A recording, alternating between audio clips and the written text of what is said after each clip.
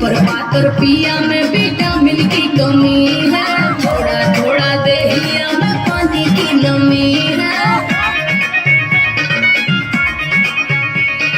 तू पर पातर पिया में विटामिन की कमी है, थोड़ा थोड़ा दहिया में पानी की नमी है। मिलो ना हमारा से भूल जाओगी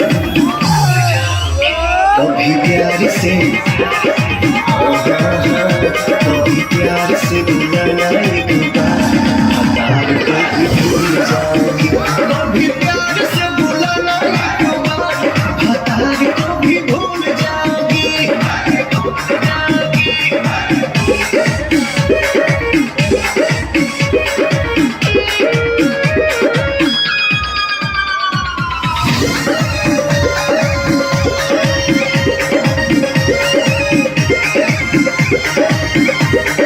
बोले खाली बात बड़ी बोल, हमको मिला रे बकलो।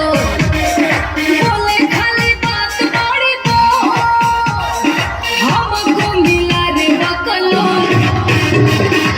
झूठों में बलम मारती हो, जिंदगी में ऐसे नहीं करती हो। कहता है हमको कि झूल जाओगी, झूल जाओगी। कभी प्यार से, कभी प्यार से बुलाना एक बार, प्यार को भी भूल जाओगी।